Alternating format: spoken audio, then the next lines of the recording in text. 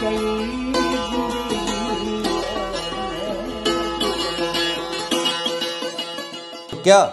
1500 साल और दुनिया भर के मुसलमान ममालिक में इस वक्त सिर्फ पाकिस्तान की पार्लियामेंट ही एक वाहिद है कि जो आज़ सल्लल्लाहु अलैहि वसल्लम के हकीकी मकाम और इरफान का दावा रखती है, और वो जो बाकी जिनको आया अभी इरफान ही नसीब नहीं हुआ या वो इसको ज़रूरी नहीं समझे अभी तक, तो क्यों नहीं समझे। और अगर ये इसी के साथ इसी वाहिद इशू को पकड़ के तो इसी के साथ अपनी बका देख रहे हैं, तो पहले देखना पड़ेगा कि ये फ़र्क कहाँ आ रहा है। कोई लंबी तारीख नहीं है, जस्ट साल 2 साल पहले इनकी विक्ट्री स्पीचों से ज़रा पहले गले फाड़ कर जो गुड गवर्नेंस की दुहाइयाँ इन्होंने दी थीं और चीख कर मुआशी बेहतरी के नारे लगाए थे, मुल्क में सेहत, तालीम, समाजी इंसाफ और आम आदमी के हुकूक पर बोले थे और पाकिस्तान को तरक्की याफ्ता ममालिक की सफ़ में ला खड़ा करने के दावे किए थे। मलेशिया उन दिनों इनका आइडियल हुआ करता था और मलेशिया ही को ये अभी तक ये तजवीज़ पेश नहीं कर सके कि आप एक इस्लामी मुल्क हैं और आप एक बड़ा सरबरावुर्दा तरक्की याफ्ता इस्लामी मुल्क हैं। आपके इंफ्रास्ट्रक्चर और बैनुल-अक़वामी बरादरी में ख़ुद मुख्तारी और ख़ुद मुख्ताराना तशख़्ख़ुस की तो हम मिसालें दिया करते हैं। खुदा के लिए ज़रा सा ये आप ही अडॉप्ट कर लें अपनी पार्लियामेंट में इसको, करारदाद को। ये तो बहुत ज़रूरी काम था। उस वक्त इनका आइडियल मलेशिया हुआ करता था। बांग्लादेश का ये बावजूद नाम नहीं ले सकते, लेकिन बांग्लादेश भी मुआशी, समाजी इंसाफ और आम आदमी के एहसास तहफ़्फ़ुज़ और रूल ऑफ लॉ के लिहाज से बहरहाल इनसे बहुत आगे जा चुका है और वो काबिल तकलीद है इस वक्त साउथ एशिया में। इसी वज़ीर पार्लिमानी अमूर के पट्टेदार जुल्फ़ों वाली शख्सियत से गवर्नेंस और समाजी तरक्की की लच्छेदार तकरीरें कंटेनर की रौनक हुआ करती थीं। उन दिनों आयात कुरानी की तफसीर करने और तर्जमों में तहरीफ करने की अभी नौबत नहीं आई थी। मौसूफ़ ने जो मोबाइल फ़ोन से आयत पढ़ के जो उसका तर्जमा किया, मेरा एक सवाल है कि ज़ियाउल हक़ की जो प्रेसिडेंट हाउस था उसमें जो सऊदीया का छपा हुआ कुरान करीम था उसमें तो लास्ट प्रॉफिट तर्जमा नहीं था। अंग्रेज़ी में जो आपने अली मोहम्मद साहब जो आपने तर्जमा किया है वलाकिन रसूलुल्लाह व ख़ातमुन नबिय्यीन का, तो जो आपके पास ऑफिशियल छपे हुए कुरान करीम अंग्रेज़ी में मौजूद हैं उनमें तो सील ऑफ प्रॉफिट आया है। आपको अब क्या मसला है कि आपको सील का लफ्ज़ जो है वो लास्ट के साथ तब्दील करना पड़ा है। आप ज़ाती तौर पर भी जानते हैं कि कहाँ आप बेईमान हैं, कहाँ आप गलती कर रहे हैं। और आज तक आपके इस लास्ट प्रॉफिट का तर्जमा करने और इसको अपना करारदाद का हिस्सा बनाने से पहले वो जो दुनिया भर में कुरान करीम मुसलमान मुल्कों के छपे हुए हैं उनमें उस सील ऑफ प्रॉफिट का आज आप उसको कैसे जस्टिफाई करेंगे? क्योंकि ये सवाल तो उठा दिया ना कि अव्वल और आखिर 2 अल्फाज अरबी में मौजूद हैं और उन अरबी में जो मौजूद अल्फाज हैं उनमें आखिर का मतलब वाकई आखिर होता है, लेकिन खातिम का मतलब, अब सवाल तो उठेगा ये क्या वजह है कि ख़ातमुल हुक्मा भी मौजूद रहा, ख़ातमुल अंबिया भी उसी तरह से है, ख़ातमुल मसाजिद का लफ्ज़ भी मौजूद है, ख़ातमुल शुअरा का लफ्ज़ भी मौजूद है।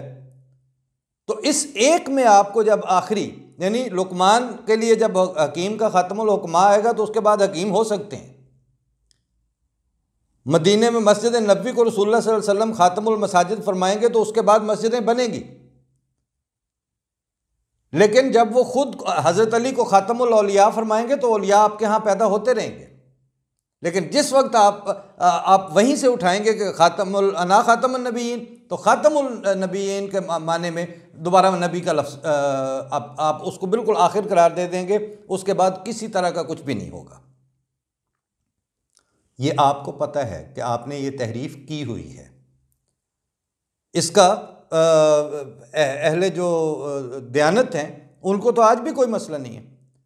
वो जो आपके जो जिनके लिए आप ये सारा बना रहे हैं ना दरसी कुतुब और ये सारे मौक़िफ़ जिनको दे रहे हैं, उन्होंने कहीं दुनिया से क्या पाकिस्तान और उनकी नस्लों को आपने बोतल में बंद करके रखना है? जब उन्होंने बाहर निकलना है, जब उनके राब्ते होने हैं, उन्होंने बात करनी है, मुंह में उन्होंने घुंघरियां डाल के फिरना कोई नहीं है। जब बात करनी है तो सवाल उठेगा। तो आपने इस वक्त इस असेंबली की करारदाद के जरिए अपने पिछले सारा जितना इल्मुल कलाम था आपके पास, उसके ऊपर आपने लकीर फेर दी। अब आपको ये मजबूरी है कि अब आप चाहें भी तो जब तक आप इस सवाल को मतलब ये तो है ना, ये तर्जमा और ये अंडरस्टैंडिंग तो आपकी अब की है, बाद की अंडरस्टैंडिंग तो ये नहीं थी। क्या इससे पहले मुल्ला अली कारी ने जो तर्जमे किए, क्या आप आज के बाद कासिम नानोतवी की अंडरस्टैंडिंग को बदलेंगे? क्या हज़रत शाह वली उल्लाह ने जो तर्जमा किया था या तफ़हीम उनको अंडरस्टैंडिंग हुई थी लफ्ज़ ख़ातिम की, क्या उसको बदलेंगे? मकाम ख़ातम नबीयीन के ऊपर जो साबिक़ में इब्न अरबी ने जिन जिन सवालों को उठाया है, क्या अब आप उनको बदलेंगे? जब ये सारे आप काम नहीं कर सकते तो आप ये हिमाकत क्यों कर रहे थे? आप समझते हैं आपने पूरी दुनिया को पाकिस्तान की चंद यानी 4 सूबाई असम्बलियों और 1 नेशनल असम्बली तक महदूद कैसे समझ लिया है?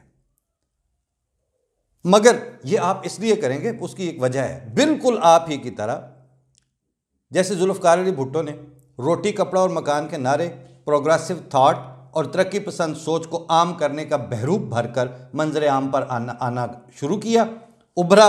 लेकिन जिस वक्त मुल्लायत का अफरेत अपनी मुतहद्दा जुल्मतों के साथ, पूरी तारीकियों के साथ मुकाबिल पर आया, तो डॉक्टर मुबश्शिर हसन जैसे ज़मीर को जवाबदेह किस्म के जो साथी थे वो चुपचाप फिर एक साइड पे हो गए, वो साइड लाइन होते गए। और वो तो खैर बेचारे फवाद चौधरी भी नहीं बन सके, क्योंकि फवाद चौधरी फिर भी जो ज़हन में आता है यहाँ वहाँ वो गलत सलत जैसा भी उनका मतलब ज़ाहिर इख्तलाफ है तो वो करते हैं। लेकिन मुबश्शिर हसन जो हैं वो अंदर अंदर पी गए सारा कुछ, और ये सवाल तक नहीं उठा सके, ये तक बात नहीं कर सके कि देखो हम चले कहाँ से थे, हमने जाना कहाँ था और ये हम पहुँच कहाँ पे गए। कि वो प्रोग्रेसिव थाट वाली पीपल पार्टी, वो जुल्फ़िकार अली भुट्टो जो पाकिस्तान को पता नहीं कौन सा पेरिस और दुनिया के तरक्की याफ्ता मुल्कों की साफ में ला के खड़ा करने लगे, जिस तरह इमरान खान का भी और तहरीक इंसाफ का भी यही था कि फ़लाँ खा गया, फ़लाँ लूट गया, फ़लाँ पी गया, अब हम पाकिस्तान को उठाएंगे। वो उठाने वाले जो हैं वो अब सारी असम्बलियों, सूबाई असम्बलियों और नेशनल असम्बलियों में करारदाद पेश करने के लिए अब सिर्फ ख़त्म नबूवत इनके पास इशू रह गया।